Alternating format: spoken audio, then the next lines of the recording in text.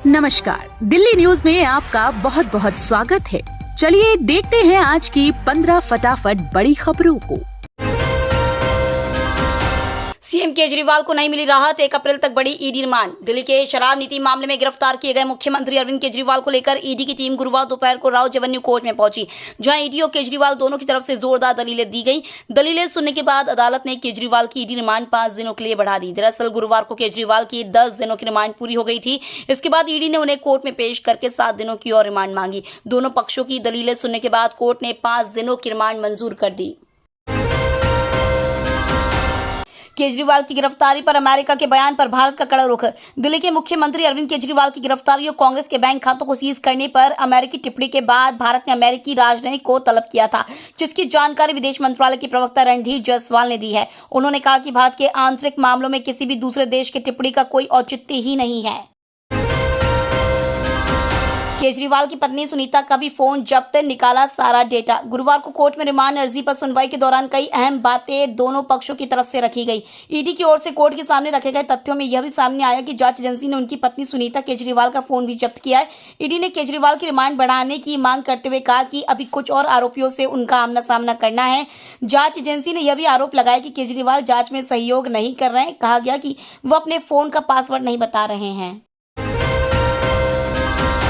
सौरभ भारद्वाज ने बीजेपी पर आप पार्टी को खत्म करने का लगाया आरोप। दिल्ली सरकार में मंत्री और वरिष्ठ आप नेता सौरभ भारद्वाज ने गुरुवार को प्रेस कॉन्फ्रेंस कर बीजेपी और केंद्र पर जमकर निशाना साधा। उन्होंने कहा कि भाजपा की सोच रही है कि अरविंद केजरीवाल जैसे ही जेल में जाए, पीछे से आम आदमी पार्टी दिल्ली और पंजाब के विधायकों को भाजपा में लाया जाए, उन्हें तोड़ा जाए, सरकार गिराई जाए। हमारे पंजाब के विधायकों ने खबर दी कि कई एमएलए के पास पार्टी बदलने के लिए और भाजपा में आने के लिए पैसा ऑफर किया गया, वाई+ सिक्योरिटी और पद ऑफर किया गया।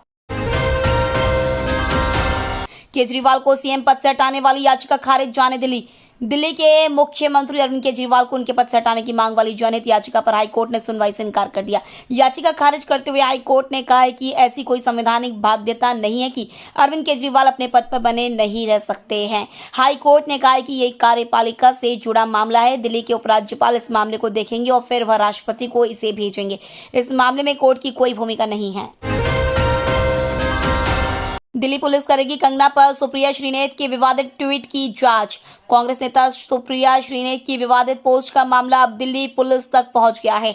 दिल्ली के उपराज्यपाल वीके सक्सेना ने सुप्रिया श्रीनेत के सोशल मीडिया अकाउंट से एक्ट्रेस और हिमाचल प्रदेश की मंडी लोकसभा सीट से बीजेपी की उम्मीदवार कंगना रनौत के खिलाफ किए गए अपमानजनक पोस्ट की दिल्ली पुलिस कमिश्नर से विस्तृत जांच रिपोर्ट मांगी है।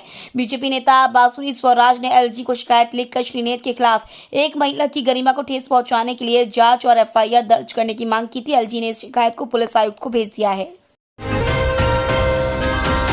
शिक्षा विभाग का फरमान, कोई भी प्राइवेट स्कूल बिना आदेश नहीं बढ़ा सकता फीस। दिल्ली सरकार के शिक्षा निदेशालय की तरफ से प्राइवेट स्कूलों की फीस बढ़ोतरी को लेकर नया आदेश आया है। निदेशालय की तरफ से जारी लेटर में साफ कहा गया है कि प्राइवेट स्कूल बिना पूर्व अनुमति के फीस बढ़ोतरी नहीं कर सकते हैं।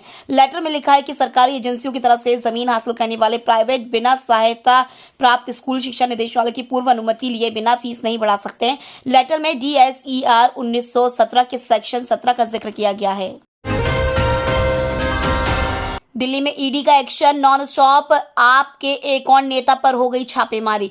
दिल्ली में एक बार फिर प्रवर्तन निदेशालय की छापेमारी चल रही है। ईडी ने आम आदमी पार्टी के पूर्व विधानसभा प्रत्याशी दीपक सिंगला के घर रेड डाली है। सिंगला विश्वास नगर से आम आदमी पार्टी के टिकट पर चुनाव लड़ चुके हैं। मुख्यमंत्री अरविंद केजरीवाल की गिरफ्तारी के बाद सिंगला दूसरे आप नेता है जिनके घर पर छापेमारी हुई है। मटियाला से आम आदमी पार्टी के विधायक गुलाब सिंह यादव के घर पर भी 23 मार्च को छापेमारी की गई थी। सुनीता केजरीवाल का दिल्ली के मुख्यमंत्री बनने को लेकर आतिशी ने दिया जवाब। दिल्ली के सीएम अरविंद केजरीवाल ईडी की रिमांड में है, वो वहीं से ही सरकार चला रहे हैं। इस बीच जब ये सवाल किया गया कि क्या सीएम केजरीवाल की पत्नी सुनीता केजरीवाल सीएम बनेंगी, इस पर दिल्ली की मंत्री आतिशी ने कहा कि सुनीता केजरीवाल अरविंद केजरीवाल की पत्नी है। उनका और आपके सभी नेताओं का परिवार इस संघर्ष में शामिल रहा है। इंडिया अगेंस्ट करप्शन से लेकर आपके बनने तक में सुनीता केजरीवाल और अरविंद केजरीवाल के माता पिता हर संघर्ष में रहे, आज भी इस संघर्ष में शामिल है। पॉलिटिक्स में कमबैक पर बोले गोविंदा, मैं 14 साल के लंबे वनवास के बाद लौटा हूं। लोकसभा चुनाव से ठीक पहले बॉलीवुड अभिनेता गोविंदा ने राजनीति में वापसी कर ली है। गुरुवार को वह मुंबई में महाराष्ट्र के मुख्यमंत्री एकनाथ शिंदे के नेतृत्व वाली शिवसेना में शामिल हो गए। उन्होंने कहा, मैं 14 साल के लंबे वनवास के बाद राजनीति में लौट आया हूं। सूत्रों ने बताया कि गोविंदा उत्तर पश्चिम मुंबई सीट से शिवसेना के टिकट पर चुनाव लड़ सकते हैं और उद्धव ठाकरे के नेतृत्व वाली शिवसेना के उम्मीदवार अमोल कीर्तिकर को चुनौती दे सकते हैं। आसमान में दिखी भारत की ताकत, अब थर-थर कांपेंगे दुश्मन। स्वदेशी तेजस NK-1A विमान श्रृंखला के पहले विमान LA5033 ने गुरुवार को बेंगलुरु के HAL फैसिलिटी से सफलतापूर्वक उड़ान भरी। भू राजनीतिक कारणों से वैश्विक आपूर्ति श्रृंखला में चुनौतियों का सामना करने के बावजूद HAL विमान की डिजाइन और विकास के साथ साथ इस मील के पत्थर को हासिल करने में कामयाब रहा। भारत के इस कदम से दुश्मन देशों की सिट्टी पिट्टी गुम होने वाली है। तेजस जैसे हल्के लड़ाकू विमानों की लगातार टेस्टिंग और इन्हें सेना में शामिल किए जाने से देश की सुरक्षा में लगातार इजाफा हो रहा है। अब बिना गोली चलाए सेना के जवान ले सकेंगे प्रशिक्षण, घायल होने की भी नहीं रहेगी आशंका।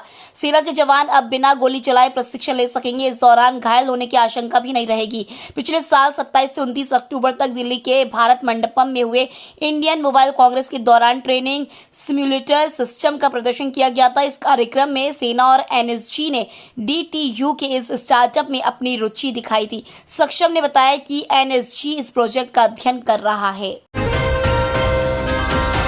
भारत सरकार टकसाल भर्ती का नोटिफिकेशन जारी, आवेदन 22 अप्रैल तक। भारत सरकार टकसाल भर्ती का नोटिफिकेशन जारी कर दिया है। इसके लिए ऑनलाइन आवेदन 23 मार्च से शुरू हो चुके हैं और 22 अप्रैल तक भरे जाएंगे। इसके लिए परीक्षा का आयोजन जून और जुलाई में किया जाएगा। इन पदों के लिए इच्छुक और योग्य व्यक्ति ऑनलाइन आवेदन कर सकते हैं। आयु सीमा 18 से 28 वर्ष तक रखी गई है। CCL ने 84 मिलियन टन कोयला उत्पादन का लक्ष्य हासिल किया। CCL ने वित्तीय वर्ष 2023-24 के लिए निर्धारित कोयला उत्पादन लक्ष्य 84 मिलियन टन 4 दिन शेष रहते प्राप्त किया। बता दें कि 84 मिलियन टन अभी तक का सबसे अधिक उत्पादन लक्ष्य था। CCL ने अधिकतर क्षेत्र में समय से पहले ही अपना उत्पादन लक्ष्य प्राप्त किया है। भारत सरकार, राज्य सरकार, कोल इंडिया लिमिटेड, सहयोगी कंपनियों, स्थानीय प्रशासन और हितधारकों के सराहनीय मदद से CCL ने समय से पहले अपना उत्पादन लक्ष्य प्राप्त किया। अग्निवीर स्कीम को लेकर सरकार लेगी बड़ा फैसला, राजनाथ सिंह ने दिया यह संकेत।